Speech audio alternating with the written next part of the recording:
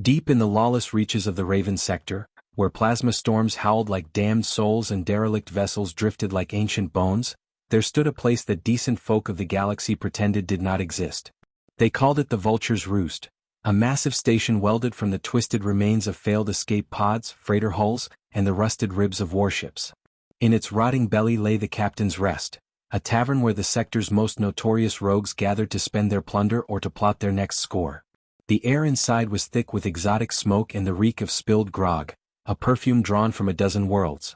Light from a dying star bled across the viewport in a blood-red wash, catching on crystalline exoskeletons and carbon steel fittings. Conversation had been growing quiet of late, an uneasy hush that hung low over the wooden tables and battered chairs. A low voice broke the silence. Captain Blackspine spoke with the measured menace of someone who had seen too much to be startled by anything less than the void itself. His crystalline carapace flashed with the red light as he rose and moved to the center of the room. Around a table fashioned from a fused reactor core his crew gathered. First Mate Squish, a gelatinous mass of translucent protoplasm who had earned his name by wriggling through voidlock seals to open them from the inside. Gunner's Mate Razormouth, whose cybernetic jaw could chew through battleship armor as easily as bone. And Old Doc Tendo, whose appendages had patched more dying rogues than there were stars visible from the station. Squish rippled with nervous energy, his translucent form shivering as he spoke. "It is too quiet," he said. "The Empire is up to something. When they gather the core worlds, they gather a fleet." Razel, the synthetic navigator, responded in a voice that crackled like static caught in a solar storm. "Not just any fleet," he warned. "They are dredging the old dreadnoughts out of mothballs. They are bringing the Black Fleet itself." At the mention of Imperial dreadnoughts, the tavern shifted. Even the bravest pirates sucked in breath and tightened their grips on tankards and hidden knives. Old Doc Tendo twined his repair tendrils about his mug until the pieces had dents from decades of use. The whisper spread through the room like a contagion. A human pirate had struck the Empire hard enough to make it bleed, doing so one time too many. Stories of that figure had already begun to travel the void, carried by traders, smugglers, and the inevitable rumor mills of frontier ports. Blackspine clicked a mandible in disbelief. Humans, he said, were the craziest things in the galaxy. No backup organs, no proper armor plating, just sheer guts and something they called instinct. He had seen a human take on a Kraken-class dreadnought in a broken freighter and walk away. "Madness," he muttered. A long-used airlock sighed open with a tortured screech of metal and the station's decontamination mist swirled. Every head in the tavern turned as a figure stepped forward through the haze, a figure that made the blood of seasoned cutthroats run cold. The human stood with the bearing of someone who had lived against impossible odds. Their suit bore the ragged scars of 1,000 skirmishes, their face a map of old wounds, and their eyes burned with a cold fire born of distant stars. This was someone who stared into the void until the void blinked first. "Seven hells," Squish whispered, trying to flatten himself against the deck plates. "It is Majak Sterling," someone else breathed. Sterling moved through the crowd like a predator that had never forgotten how to kill. Each step precise, each glance a calculation. Pirates parted before him as if following tides rather than making a choice. He reached the bar and ordered whiskey, his voice rough as meteor impacts. Before the robotic bartender could respond, the station shuddered as its alert system sprung to life. Imperial signals flared across old consoles and the tannoy began to crackle in the ancient dialect of command. Imperial dreadnoughts had been detected. An Omega-class vessel was confirmed. All ships were ordered to stand by for boarding. Resistance would be declared futile.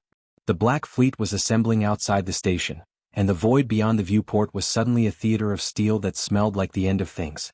Sterling turned slowly, surveying the panic as if he had expected it. He stepped onto a scarred table and the room fell further into silence, every nervous murmur slackened into listening.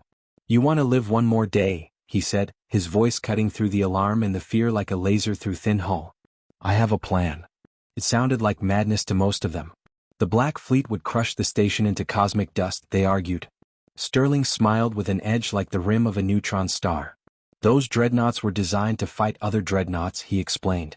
"They were large, lumbering things meant to slug it out in open battle with equals. As he said, we are vermin in the void. We are small, fast, and clever. Sometimes the smallest enemy is the deadliest."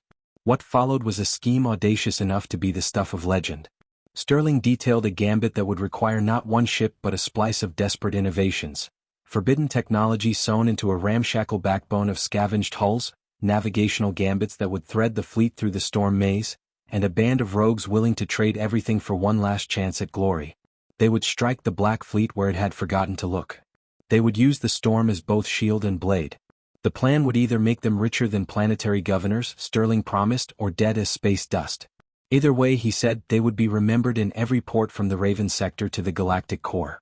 The tavern, which had known so many endings, learned that night to hunger for one more beginning. Sterling rose slowly, his scarred fingers brushing across the activation stud of a battered projector. A shimmering holographic map of the Raven sector came alive above the table, the plasma storms writhing like celestial serpents in the void. He pointed at the storm maze, his voice steady and cold. These plasma storms will tear their fancy Imperial targeting systems to shreds, he said. They will not be able to lock us properly in there. The storm maze is our shield as much as it is our weapon. Doc Tendo's appendages coiled tightly with fear, curling around his half-empty mug. That is suicide, he said, his voice trembling. There is no ship alive that can navigate those storms. No proper ship, Sterling corrected with a grin that carried the weight of legend. But tell me, are we proper men or are we pirates? The table erupted in uneasy laughter, harsh and jagged like shrapnel, but it was enough to break the tension. One by one each rogue leaned in.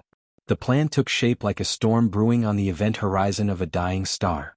Each pirate brought their own brand of violence, their own madness, their own genius. Squish, ever amorphous and unpredictable, knew how to disable Imperial shield generators from the inside out. Razormouth, his cybernetic jaw gleaming with murder, carried a neural interface sharp enough to hack into Imperial command systems directly. Captain Blackspine's crystalline body refracted sensor scans, making him a walking distortion field. They were killers, thieves, smugglers, and marauders. But in Sterling's hands they were the perfect instruments for an impossible symphony. For an hour, the tavern became a war room.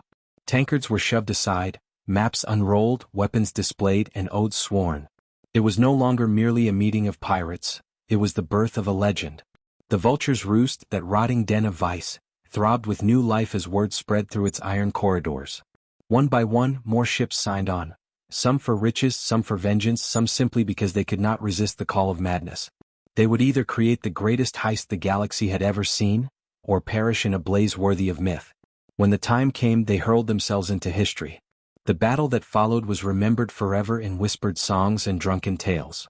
They called it the Dance of the Damned, a ballet of destruction choreographed by a human madman and performed by the sector's most infamous rogues. Sterling's ship, the Redemption, led the charge, diving headlong into the plasma storms where reality itself bent and twisted. Behind him came a ragtag fleet, every vessel chosen for some unique role in the madness. This, Sterling's voice crackled over the comms as lightning split across their hulls, is proper pirating. The plasma storms roared with the fury of gods. Vast tendrils of energy lashed out, strong enough to shatter dreadnought armor in a heartbeat. But Sterling guided his vessel with the precision of a man possessed. His enemy's superiority meant nothing here. The mighty Imperial dreadnoughts became lightning rods, their immense hulls drawing the storm's rage down upon themselves. Squish struck first. Slipping through microscopic cracks in the dreadnought's armor, he and his infiltration team slithered into reactor corridors and shield control centers. Within minutes, generators died. The invincible ships of the Empire were suddenly naked, exposed, and vulnerable to the storm's merciless embrace. The crescendo came with Sterling's masterstroke, the maneuver that would be remembered as the Madman's Gambit. He drove the Redemption straight into the bridge of an Imperial dreadnought. But Squish had already sabotaged the ship's artificial gravity systems. The resulting gravitational backlash twisted upon itself, creating a temporary wormhole that sucked two dreadnoughts together in a catastrophic embrace. They tore one another apart in the storm like two gods locked in death. When it was over, the surviving pirate fleet scattered, their holds heavy with Imperial plunder. Sterling's voice rang out across the comms one last time, sharp as a blade. Scatter and hide, you dogs of space. We will meet again at the Roost when the dust has settled. Like shattered glass, the fleet broke apart, some ships vanishing into the asteroids of the Crimson Belt, others disappearing into the haunted mists of the Ghost Nebula. The Empire's survivors could do nothing but watch their prey vanish into the infinite black. 3 weeks later, the captain's rest was alive with revelry. Loot had been divided, songs were sung, and grog flowed like solar winds through shattered hulls. But Sterling sat apart from the chaos, hunched over a strange device he had taken from the sealed vault of the Imperial flagship. "What has caught your eye, Captain?" Squish asked, sliding onto the stool beside him. His gelatinous body rippled as a tendril extended toward the object. It looked ancient and yet impossibly advanced, its craftsmanship far beyond Imperial design. Sterling turned it in his scarred hands, eyes narrowing. "Ever heard the tale of the lost fleet of the damned?" he asked. Every pirate in the sector knew that legend. 50 years ago, Admiral Mad Dog McKenna had commanded the most feared armada in pirate history, 40 ships strong, a fleet of nightmares. They had attempted what no one else dared, a jump across the void to the Andromeda galaxy. None had returned.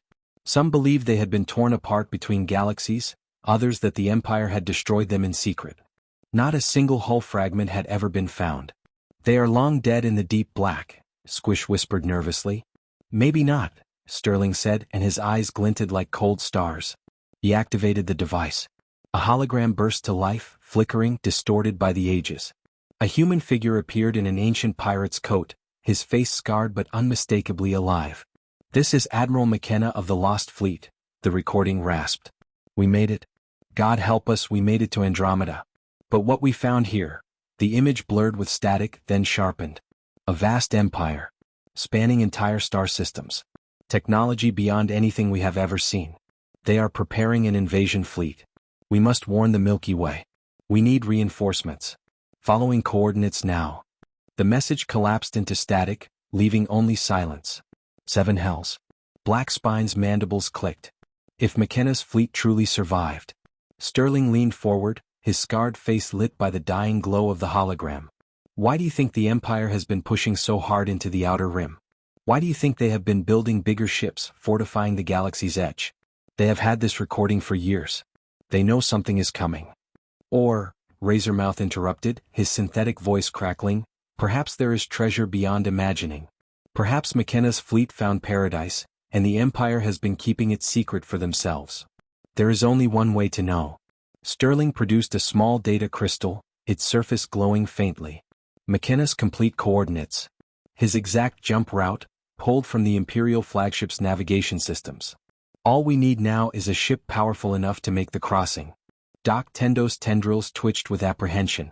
"And where, Captain, do we find a ship that size?" Sterling's grin widened, sharp as ever.